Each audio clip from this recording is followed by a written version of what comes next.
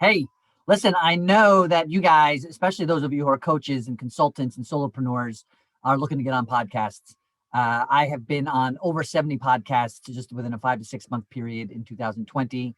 Obviously, you know me as the master or headmaster of mindset here at TeachMeToSell, but I'm also an author. I'm also a speaker. I'm also a coach and entrepreneur. So recently I was interviewed on a program called Authorized with a gentleman named Sean Rosensteel. And he had interviewed me previously this summer in regards to just my book in general and how I built it and how I created it and put it out there. And during that conversation, I had mentioned that I had been on all these different podcasts. And so recently he asked me to come back and just talk to him and his audience of authors on how to get on podcasts. Again, like I said, I'd been on over 70 from June until October of 2020. So the following is an interview with Sean and myself, where he asked me questions and I give some of the details on how I got onto so many podcasts. So obviously the benefit to getting on podcasts is you gain exposure. I mean, and I go into this in the interview, but if you are on, let's just say 10 to 20 podcasts, and each one of those have anywhere from 100 to 1,000 people in their audience, you can get your message in front of anywhere from 10 to 20,000 people. And that's just getting your content out there and getting your message out there and getting your book out there, or getting your coaching services out there, whatever it is that you're doing. I'll put some of the links in the description below where you can find some of the podcast websites that I mentioned. Hope you're well. Without further ado, enjoy the interview. Awesome, Ryan. I think we're live here. Welcome back to the show. We are live. We are rocking. It's great to be here, man. Yeah, I appreciate you coming back. Yeah, pleasure to be here 3 times. Three's a charm. Yeah, that's right. Because you came as a guest appearance during Ryan Lockey's. I did a little sneak attack in there. I showed up for one more awesome author. But yeah, this is my 3rd time. Happy to be here. Yeah, that was awesome. So you were a guest on my first season. We were talking about your book, Be Patient, Be Joyful. No, Be Patient, Be Present, Be Joyful. Be joyful, exactly. I mean, all of them, whatever order you want to do it is fine. They're all important, but you have a very sequential order to that, and I can appreciate that now that I've actually read the book. I love that book. Awesome. So that was really fun. Today, we're not here to talk about your book necessarily. We're not. We're here to talk about how the heck have you landed close to 70 now podcast appearances over the past few months? Since June. I mean, really, there was, I would say majority, a good 40 to 50 of those were throughout the summer. And I had a pretty robust, what I called my summer podcast tour of awesomeness. And then we jumped into a lesser fall tour just because time shifted in my calendar. But so probably about 70 since June. That's amazing. Yeah. So we've both been through some book marketing training and things of that nature. And obviously one of the big common elements of long-term sustainable book marketing is making those appearances on podcasts, right? Totally. And months ago when we had our first interview, I don't remember if it was before or after our interview, but you really helped me with some things because I was just getting started in that process. Yep. And I've maybe landed half of what you've done in the past few months. So that's what I really want to focus on today, because I think that's a very valuable topic for our listeners, our viewers here. Yep. So kick us off. Just tell us a little bit about how you got started with your podcast guest initiatives, your tour. Yeah, absolutely. Love it. So, I mean, really to start things off, I'll just say to break it down. I mean, it makes sense to get in front of as many people as possible, right? I mean, that's just the kind of where it all begins. Like you said, when you talk about the book marketing courses, the objective is on some capacity numbers. And obviously you want to target an audience that is going to align with whatever your message is. But it is also a numbers. It's a combination. Get in front of as many people as possible that are in your audience, right? So it's a little bit of both. Yeah, but right there is an important distinction. It's not just about making an appearance. It's about making an appearance on podcasts that have a listenership that are within your ideal reader base, right? And people and we'll get into this in a minute, but just to kind of piggyback on that for a moment, not only that, but know that you are speaking directly to an avatar, to a reader. Like when you're on these podcasts, like this is your time to shine. Like this is the time for you to be the best version of yourself, your out-facing self. So people get an idea of who you are. That they're not just necessarily going to want to align with your book or your story unless they can align with who you are and have some sort of a real connection to you. And so that's why I think podcasting, guesting is so powerful, because it gives you an opportunity to be yourself. Often you're being interviewed. You're able to answer your own questions about yourself, about your book, and it really puts you in the spotlight. And if you can do that with passion and intention and purpose, and really with the intention of not just selling books, but connecting with the audience, you start to build up a practice in that, and you really can reach a ton of people. And they're going to feel more genuinely connected to you as a human being as well. Sure. And what I've found too, Ryan, is sort of an ancillary benefit, so to speak, is like it gives you that opportunity to further clarify your own voice. Totally. Yep. Like you mentioned, answer your own questions. Like it gives you that opportunity to, it gives you the stage. Yeah. And you get asked these questions that are going to force you to find that voice. So it's practice over time as well for you 100%. As an author, right? And by the time you get to the 10th, 20th, whatever number you happen to be, your tour looks like, whenever you get to the end there, I mean, you got a lot of the stuff. It's almost like you know what's coming next almost in the podcast, and you have your almost in a good way. I mean, as long as it's authentic, you are practicing your spiel, so to speak. You're practicing what your message is. You're practicing what your book is about. And the more you do it, the more it becomes natural and it just becomes part of a conversation. But also you don't have to sit and think about it. You can just present it well. That's right. That's right. And I love how you framed this up as your book tour. I actually copied you like verbatim. I now have a book tour page on my website, and it's just kind of a accumulation of all of my podcast experiences. Because let's face it, right now, stages are shut down. Big time. For the most part, right? So the new stage is this virtual environment, whether it's a webinar or a challenge or a summit or a podcast guest appearance.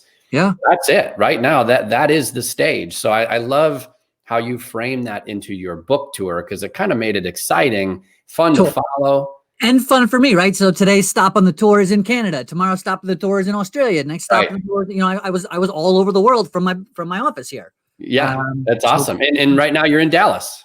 Right, exactly. Which is nice, so cool. Nice and toasty down here this time of year. Not today. It's a little chilly actually this morning. I woke up, I ran at like 6 a.m. It was 32 degrees. Nice. Officially freezing. And I'm like, man, my winter coat is still packed in storage. Like, what am I doing?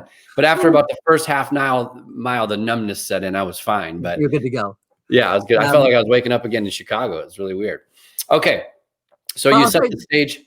So to dial it back, I mean, I just to kind of say, like, how did this start? Like, where did this concept come from? And then to speak to that tour piece, and we may have touched on this on our initial interview, but I'm a huge fan of the band Phish, right? I don't know if you guys are familiar with Phish, Phish. I'm a super Phish nerd. If there's a couple different things I'm really nerdy about, it's personal development, it's entrepreneurship, and it's the band Phish, right? Those are the three things I could say. I need to stop you for a minute. Yeah. I've got to give a shout out to my good friend down in Austin, Texas, Josh Pearson. He has a band called Alive One. Nice. And they are like the Phish cover band you've ever seen. And this guy, you got to find him on Facebook. Totally. He goes live constantly, and like what he does and how he emulates Trey. I mean, it's unbelievable how talented this guy is. You'll love it.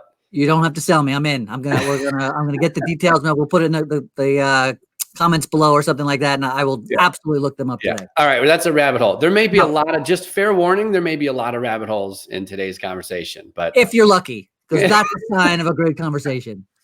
All right, so what up, Josh? I like your style. That's right. So it stemmed from Phish and your passion and love and enthusiasm. Well, the reason I brought that up is, as a Phish nerd, really the way Phish became as popular as they are, and it's funny because they're either popular, like either you know them and you like them and you love them, or definitely know somebody who is, or you never heard of them, right? And I bring that up because they didn't become famous or popular by selling albums or being on the radio or being on MTV. You know, they started in the late 80s. They started early. Anyway, they got signed in the late 80s, early 90s. But they did that by touring consistently and playing as many shows as possible and getting in front of as many people as possible, as often as possible, and doing what they do best, right? Putting it all out on the stage and just knowing what their talents are, knowing what their skills are, and putting it in front of the audience that was there for them, and making sure that people who were in front of them, not worried about what the record labels were doing, not worried about what the radio was doing, not worried about what his MTV was doing, but what were the people who were in front of me right now doing? Awesome. And they did that a lot, right? I mean, I forget, this is a rough estimate, but in like 1994 alone, they had like 250 concerts, right? So, 9/10 of the year they were on stage. So this concept, as somebody who follows Phish and just live music in general, stood out to me as, okay, now we're in this, but it was June. COVID was really just kicking into gear. Lockdown was really just happening. I'm like, okay, so how can I get in front of as many people as possible, as often as possible?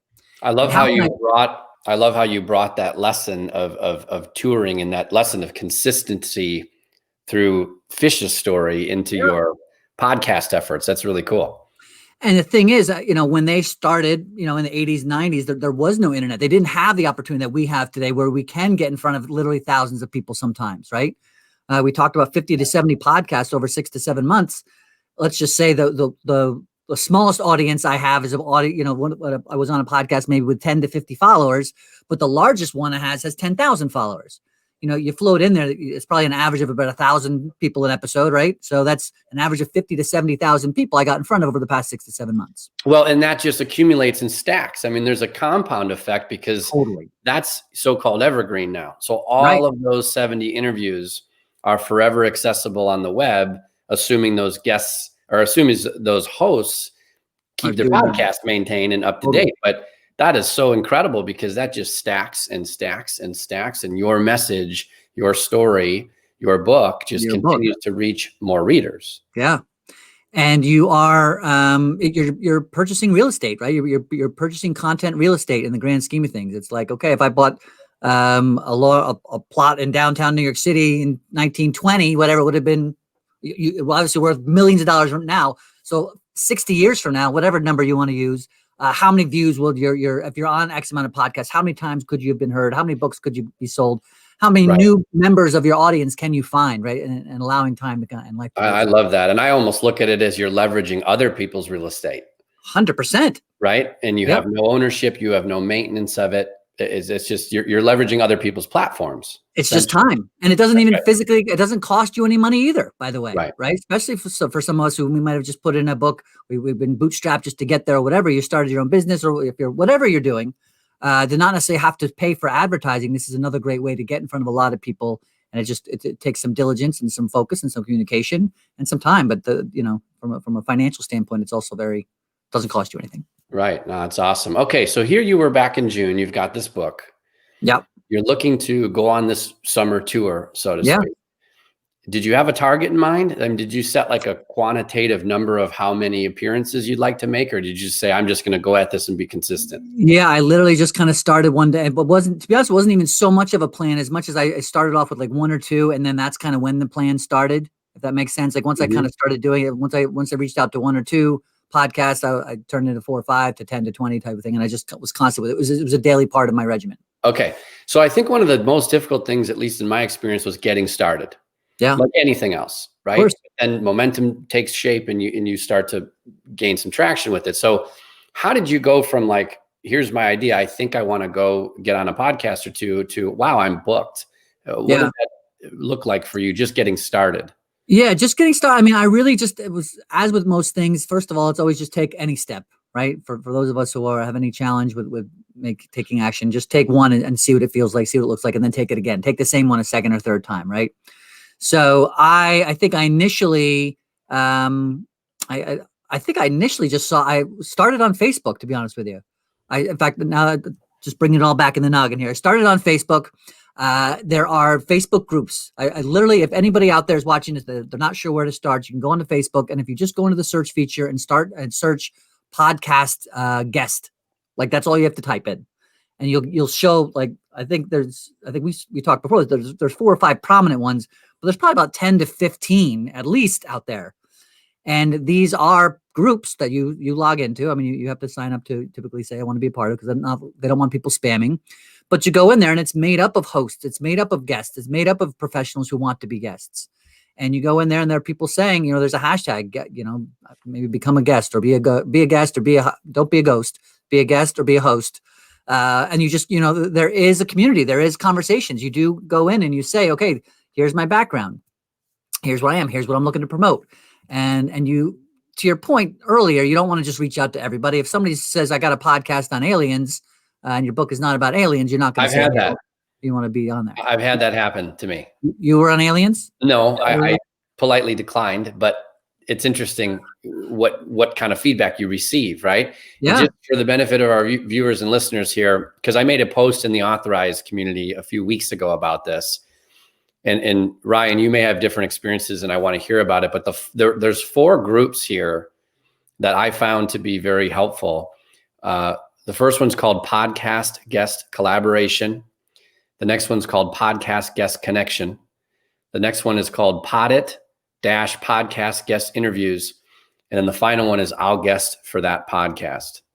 So do those kind of ring a bell? They're all kind of similar. Definitely. Yeah, definitely. So I haven't done the fourth one. So that one's newer to me. But Pod It, I actually discovered because of Facebook. And that's what I was remembering when we were talking about just a minute ago. Pod It in itself is its own website. And so there's two that I've used. And I want to talk about that in a minute. But if you don't mind, let's stay for a second on these Facebook groups. Sure. So they're easy to find. And each one of these groups has their own guidelines for how they want you to be posting your desire to appear on a podcast. Totally. So they all kind of have a template. And in many of these groups, you can just copy and paste the template and then fill in the blanks. And post it up and see what comes back. And what I've found is, like, I typically will go in once or twice a week and submit another post. Now, some of these groups only want you posting like once every week or two. Others are like, do it as many times as you want. But it's the frequency of staying up on that feed, I think, that's important if you're looking for that guest opportunity, right? And I think, so from my experience, the posting, if you're actually creating your own post, like, hey, looking to guest type of a thing, like that's I would say you're right, not more than one or twice a week. That being said, there are hundreds, sometimes what feels like thousands of hosts out there. And so you could spend all day, every day commenting on their posts, right? And saying, if they're saying, hey, looking for a guest, and you just go on there and you kind of have your bio kind of set up on one screen. And you go through there and you can comment on there all day long. You could spend 2 or 3 hours. Now, the other two things that I would say about that is just to kind of enhance your experience from a social standpoint. There is some social skills involved in this, meaning, and it's easy. Anybody can do it. Just takes a little practice. But if you were on a podcast and you later, when you're coming back through looking for more hosts and you see a host that you were on, leaving a comment like, hey, I'm looking for guests, be sure you like that comment. To be sure you leave a comment saying, like their post. I had an amazing experience. Right? If you did, this person was a great host, because that's going to make them do the same thing for you. So you're contributing back to the community, number one, but also you're building and deepening that connection with these hosts, which is important. Expressing gratitude for them giving you that opportunity, which is important. From your experience, Ryan, because I like what you just said. I have been going on the offense and just posting things, kind of throwing a line in the water and seeing if the bobber moves, right? But I love what you just said, and I haven't done that, which is you can go and spend a little time searching for hosts who are looking for guests. So based on those two different avenues, which one, does one work better than the other in your experience? From my experience, it was B. From my experience, so instead of casting a line into empty water, just go get the bite that's in the water in front of you. You know what I mean? It's like there's all sorts of hooks in the water already. So be the fish, not the fisherman. Right. And how much time do you spend a day or a week on average, like perusing through the posts and communicating with hosts? Depends on how fast so I'm not the fastest typer in the world, but when I was like kicking the tour into gear, I would spend a couple hours, I don't know, definitely hours a week. You know what I mean? An hour a day, maybe, by the time I'm going through each one, and kind of, because there's a couple different groups, you want to just make sure your posts are good. And then sometimes you need to scroll down.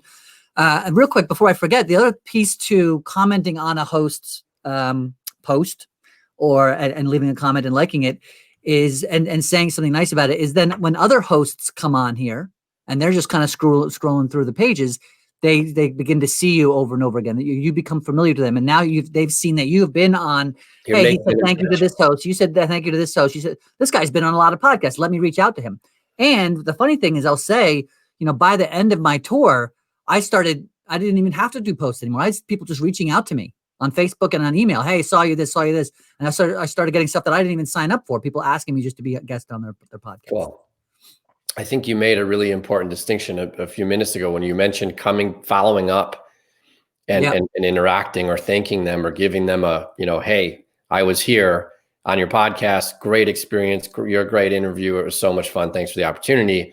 The follow-up portion of that is such an important piece of it, which I think is important. And it makes the hosts feel extra good about having you as well, right? That afterwards they're kind of like, yeah, you know what, that was a good conversation. Or I did like, and then they're going to comment and reply on it. Thanks, Ryan. Thanks for saying so. It was great to have you as well. Blah blah blah. Whatever it is. Yeah. And social proof of your connection. Yeah. And what's interesting is you've been gracious enough to refer me to a handful of podcast hosts over the past few months to help me out. And anytime I connect with a host, like shortly before our interview, they're like, oh yeah, Ryan, because I bring you up, obviously. Of course, yeah. And they're like, oh yeah, Ryan was like, he was like the best guest I've ever had. And it's probably it's a lot to do with you, obviously, because you're an amazing human being. But I will say it's most likely too, because of that follow-up, because of the social proof, that aspect that you provide after the podcast, that follow-up component is so important. So you've got this holistic 360-degree experience when I'm having you as a guest on my show. Yeah. Which is so important.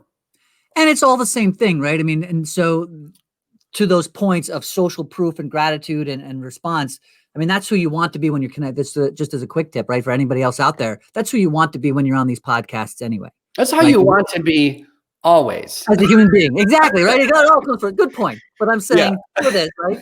When you're connecting with humans, you do want to show up in a space of gratitude. Like this is their show. You do want to show up thanking them. And this is, they're allowing you into their house and agreeing to put you in front of their audience, which they are working hard to build and working hard to create and all these different things. And so take that, into true consideration when you're there. That.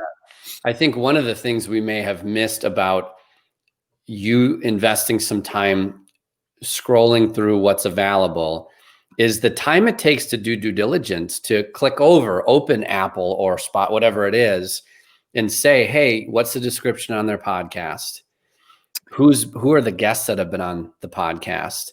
And is this the right place for me to be talking about my message in my book and delivering value back to them? Are they in my ideal reader? Yeah. Are they my persona or not, or my avatar, as you mentioned? Yep. So there is a little time component, because it's more than just looking at their post saying, I need a guest. Right. You want to take that additional step and investigate whether or not that podcast is a good investment of your own time. Otherwise, You're wasting the host's time, your time, and the audience's time. Right. I did get on one podcast. I think it was just some miscommunication type of thing. I mean, I was cool with it. Super like he was actually funny, and I'll try to make the story brief as I started it. But anyway, it ended up being like a paranormal type of a thing, and like and kind of a interesting guy. But he didn't even know that I was a life coach. Like somehow, I don't know what happened. I don't know if we got booked by somebody. I don't remember. But I remember getting on. He was like almost disappointed. Like, oh my gosh, now I'm on with a life coach. I don't even know what this means. Like, and his energy was like kind of mad to start it. And I totally, I felt it. And I was like, this is going to be the best. This is my opportunity. This is my challenge. So listen, I'm going to make this guy love not only me, but life coaches in general. And just know I'm going to take this whole thing around, right? Because he had this kind of pessimistic perspective. Yeah.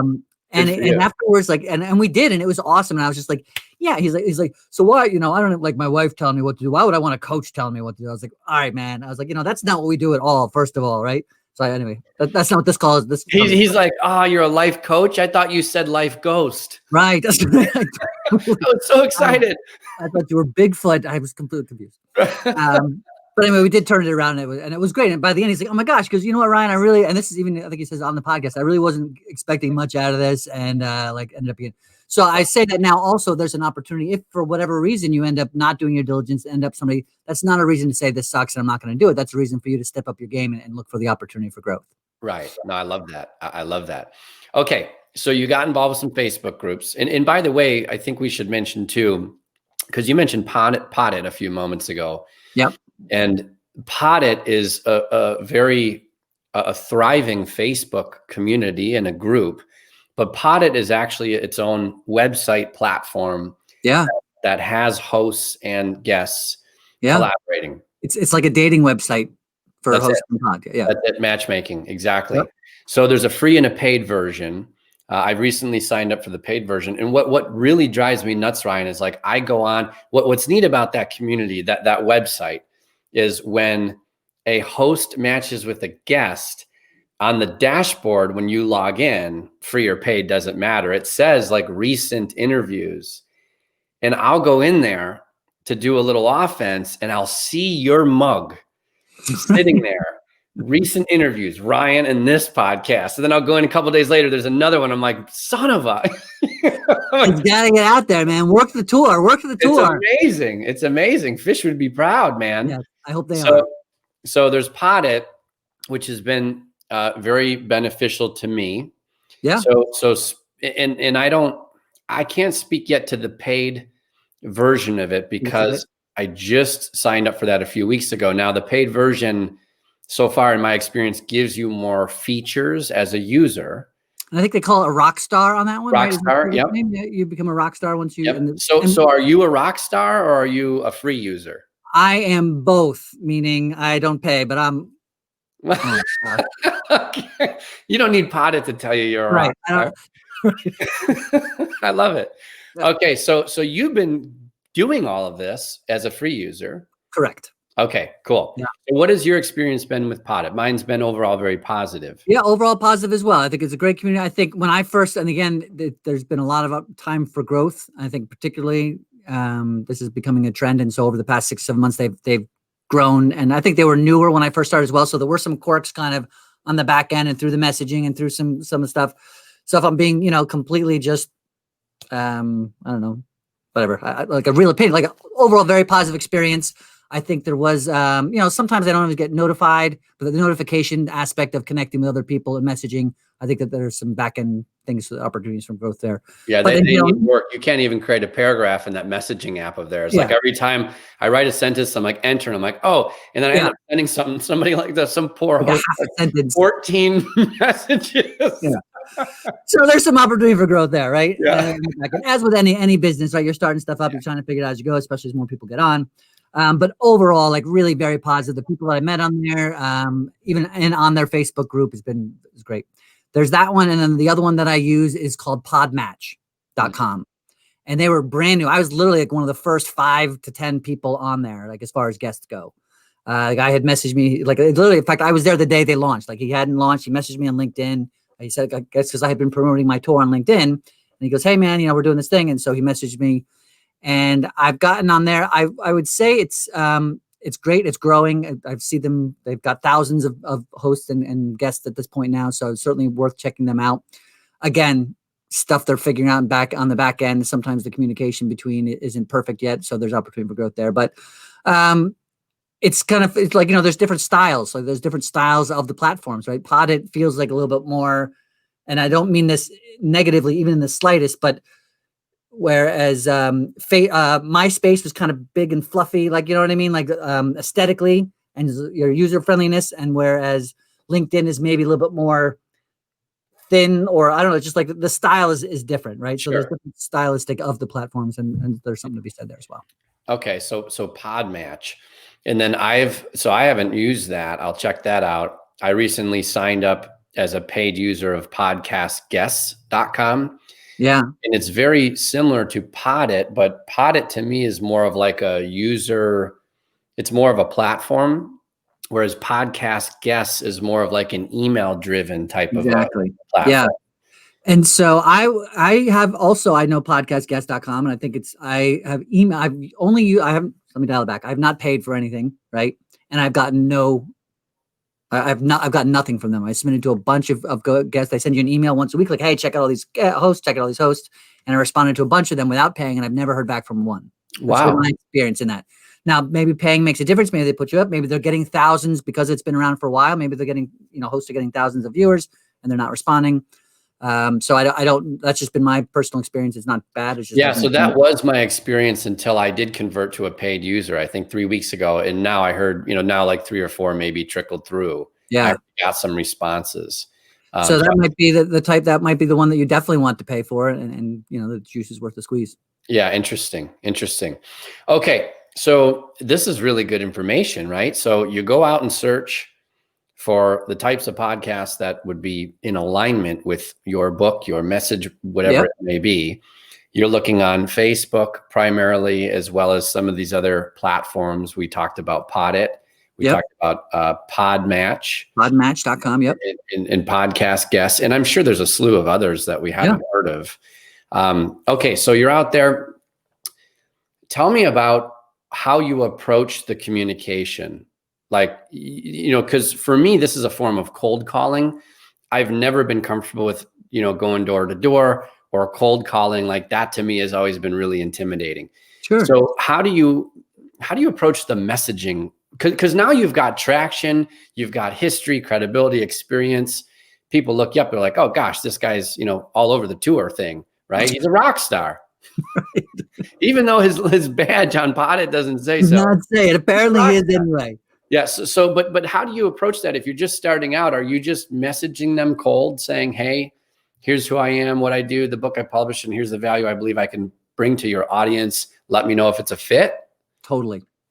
So 2 things. One, people who host podcasts need content, and they want to have stuff that their guests are going to want to listen to.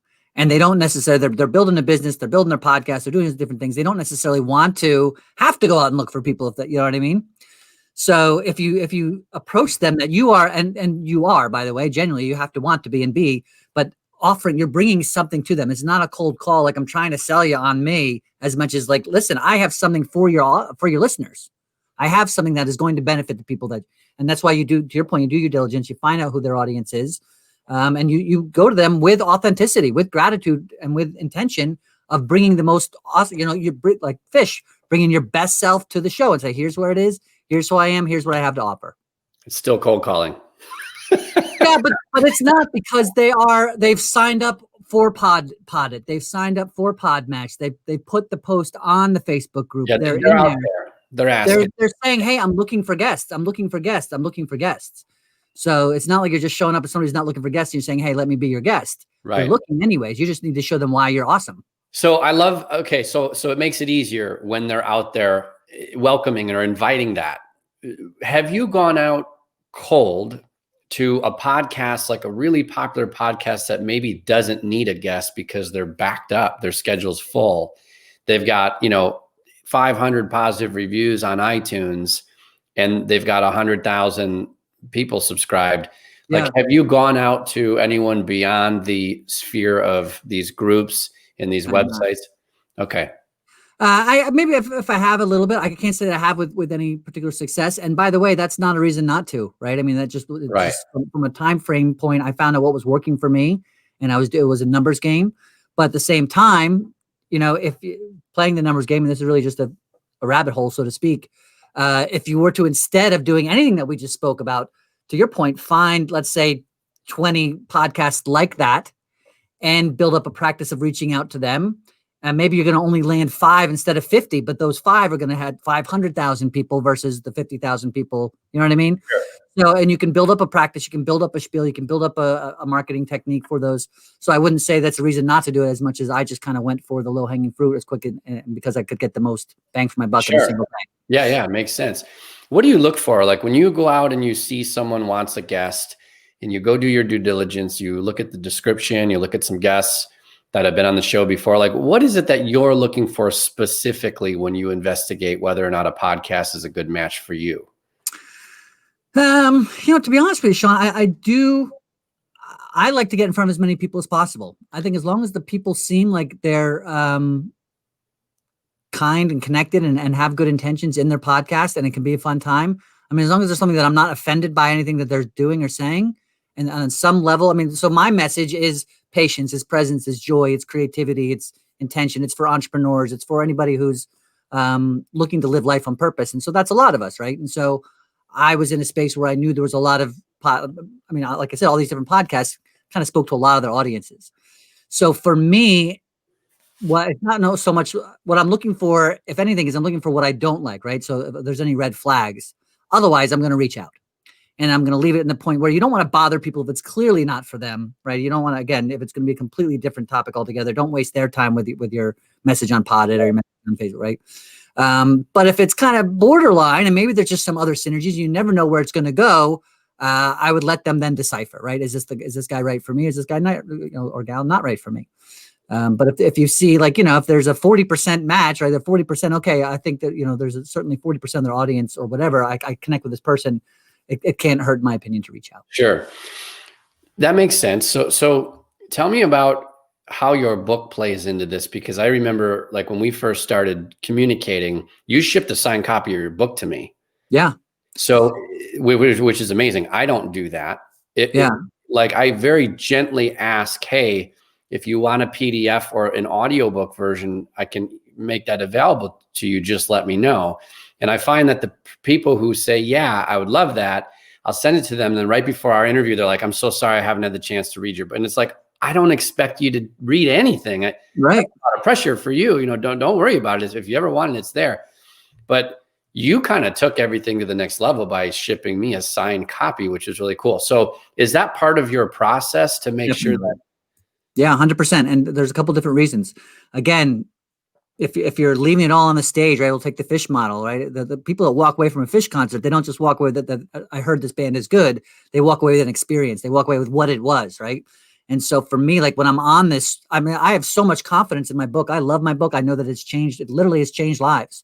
The messages that I've gotten back, like, blow me away. And I say that with love it. And like, that was my intention. Like, so the reflection of my intention in life has been amazing. I had a woman recently, I'll just tell you quickly, someone who, they found my book on their deathbed. Like their mother died and their book was next to them, as they were passing, right, within that last week or two. Wow. And so it's like tiny messages like that. It's like, okay, I know why I put this book out there. I know the value that's in it, and I want to give it to people. I want it to share.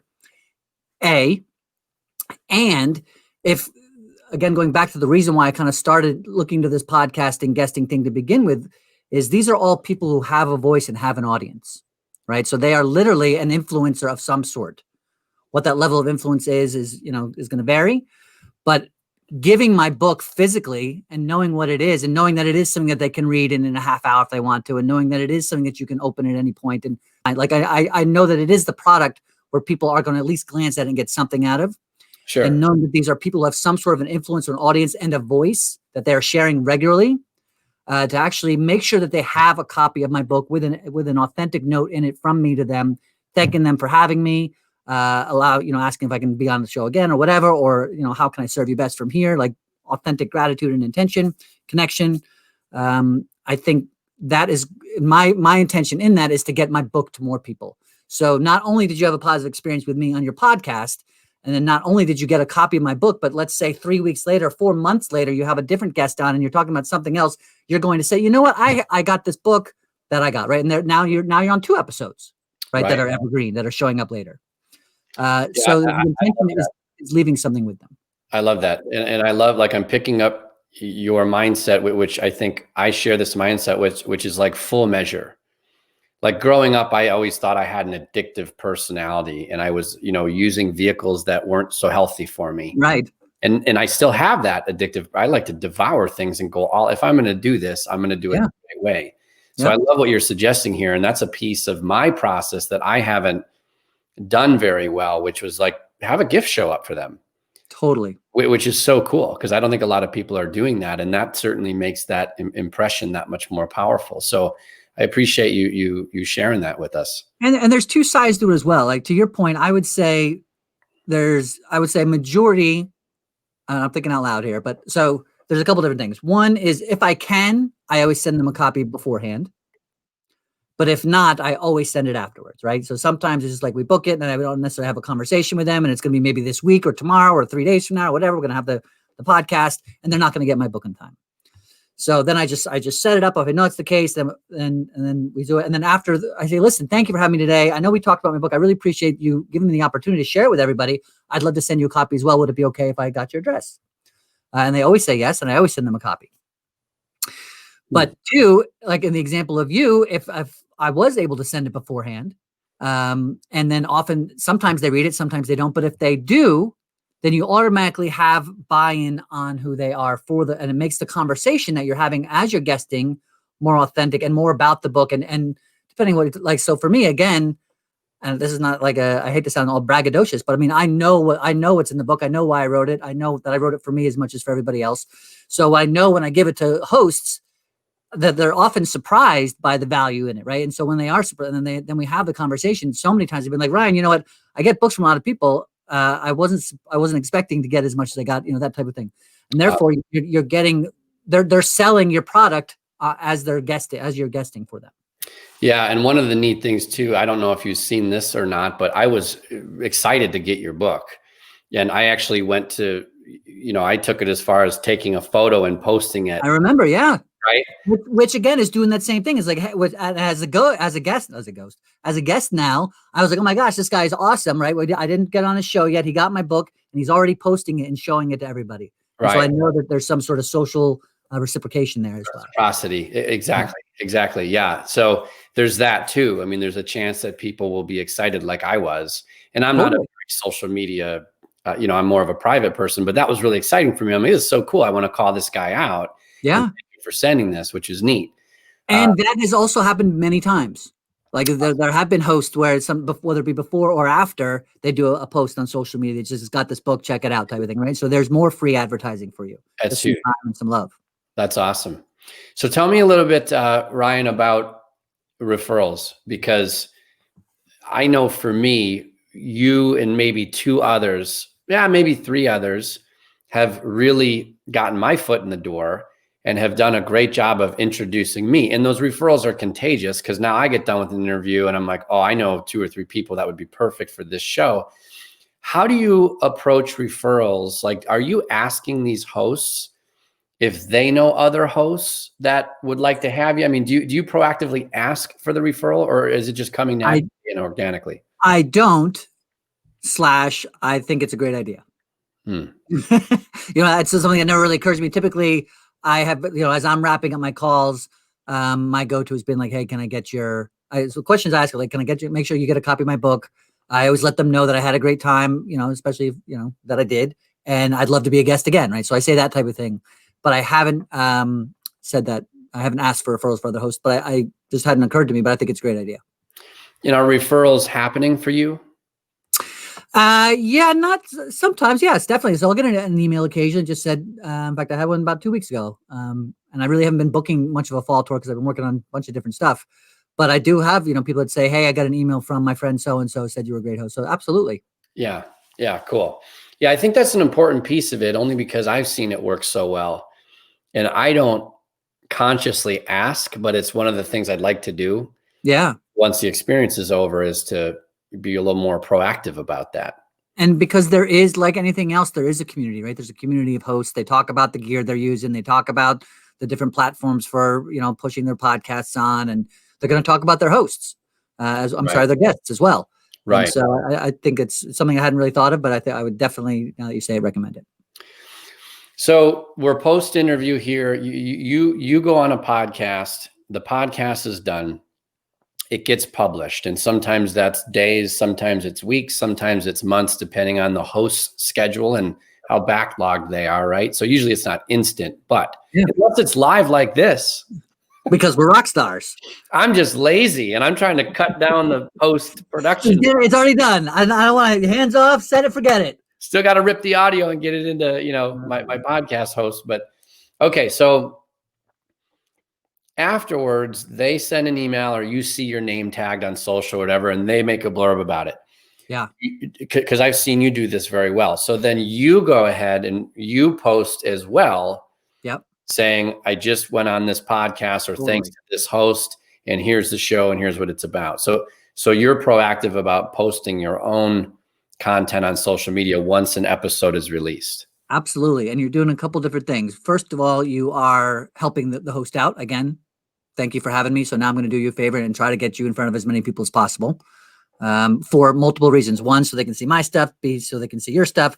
C, so now the more stuff of yours is seen, the more evergreen your content becomes, and the more popular you become. And maybe in the future, someone who didn't see my content will see it, right? So it's all about giving, creating, and so that you can then be seen as well. But yeah, I mean, as soon as I do it, I put it on Facebook, I put it on Twitter, I put it on LinkedIn, and then I know sometimes I'll do it on Instagram if my host kind of has like their own, because Instagram's a little bit weird for me. Like I'm just not awesome with the phone, the way you upload content. That's a Ryan thing, not a Instagram thing. Well, it's not as friendly with links either, right? Exactly. And so that's a big part.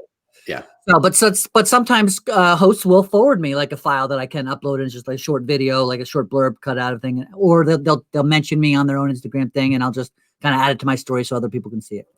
But I set aside a very specific page, to your point, like you mentioned kind of, hey, here's my tour. I have a page on my website, ryanstanley.com. It's like guesting on podcasts.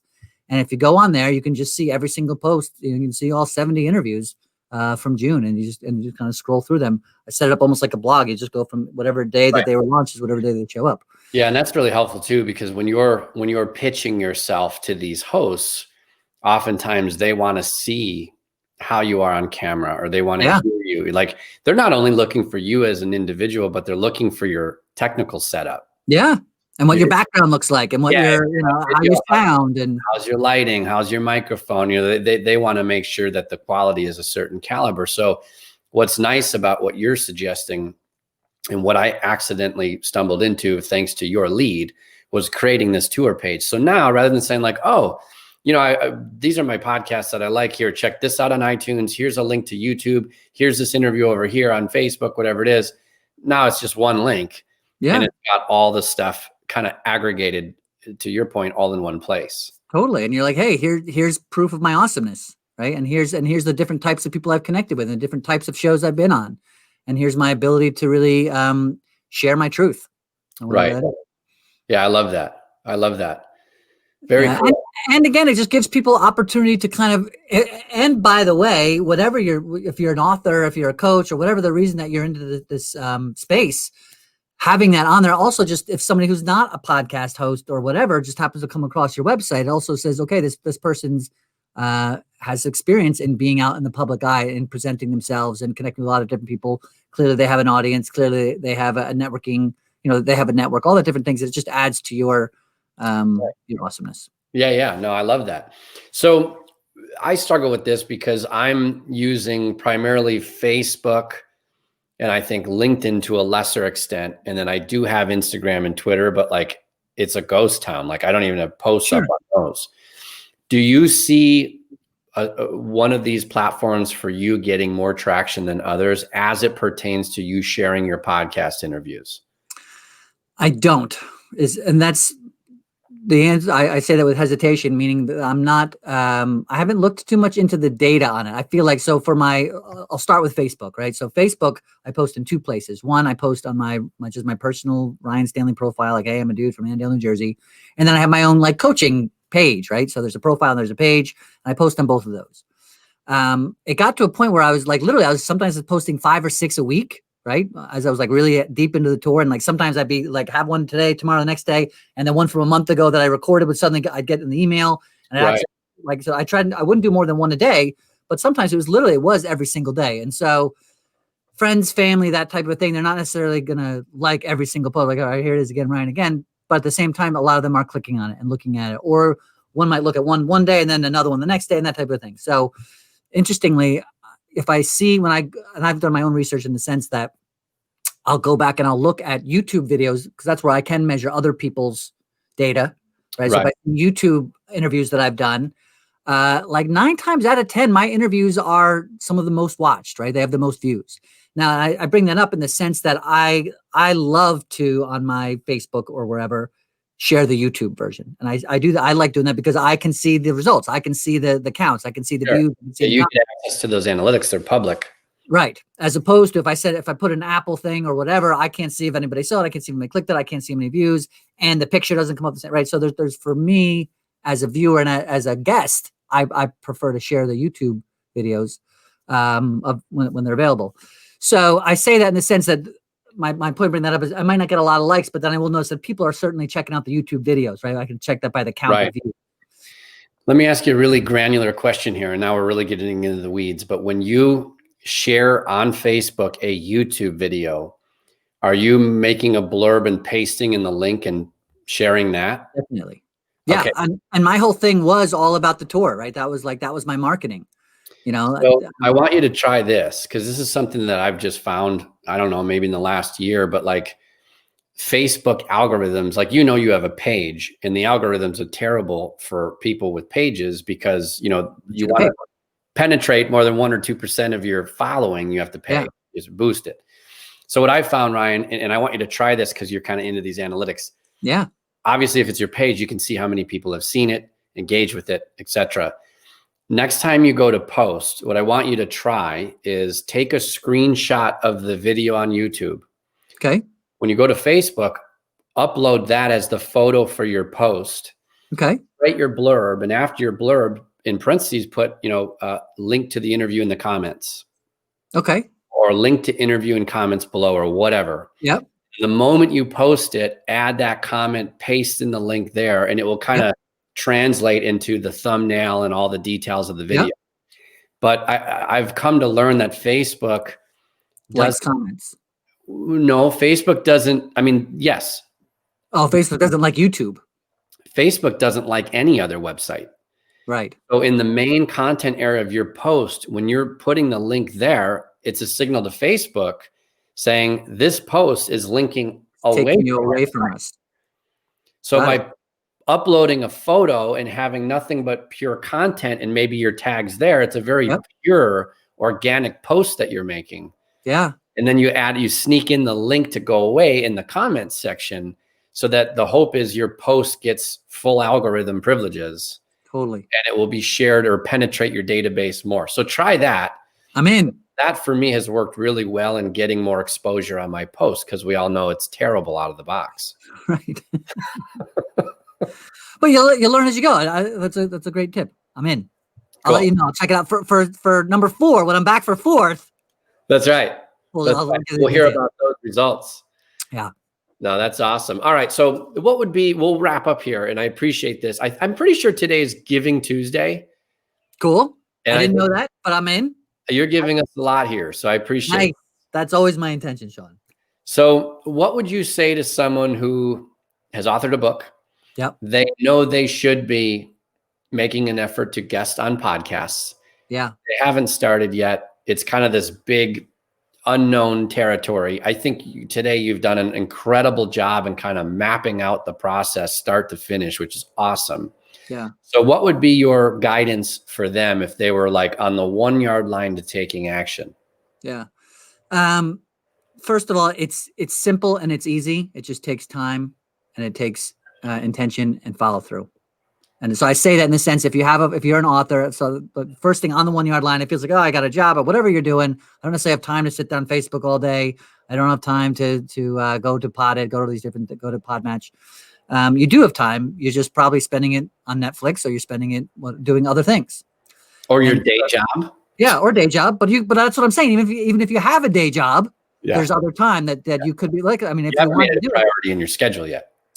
Make it a priority. It's easy to do. It's copy and paste, right? So you set, and we can get into this is a little bit deeper in the details, but have a bio on one screen or one side of the computer. You copy and paste it, and then you're going to go and it says, hey, my name is Ryan Stanley. I'm an author. I'm a speaker. I'm a coach.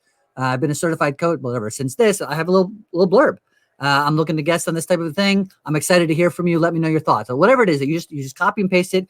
You go onto the Facebook groups, and you just look for posts that are something that I would want to be on this. Yes, I'd want to be on that, and just comment all day long. Then look for the response. And then you also have to be open to a lot of emails and back and forth scheduling your time. And sure. So I don't know if I really answered your question as much. I'm just letting you know it's not difficult. It just takes time and consistency. And so if you're willing to put in, spend it, and know that you're not necessarily, it's not going to happen in a day, a week. It might happen, it took me a month, right? Of just constant, every day spending some time somewhere on one of these platforms, maybe an hour a day, whatever it was, to get to, and then they start to add up. And I just like anything else, then to my point earlier, that people started reaching out to me, right? So it'll start to take care of itself. Yeah. Awesome. I love it. Ryan, have you ever thought about making a course on any stuff? I have thought about it. And like I said, some of these other details. So yes, is the short answer. And so maybe we'll put that together and put it out there for the masses. I'd be interested in enrolling in that as a student, because I mean, your results speak volumes. They speak for themselves. Yeah. Thanks for saying so, man. Over the past few months. I mean, that's amazing. That's incredible. So I'm following in your footsteps. I'm chasing. You're rocking it, man. I love it. All right, my friend. Thank you so much for doing this. This is so much value for our viewers and listeners. This is incredible. So thanks for taking the time today. Yeah, my pleasure, man. Thank you as always for having me. And I look forward to talking to you again soon. Cheers, everybody. Thanks, Ryan.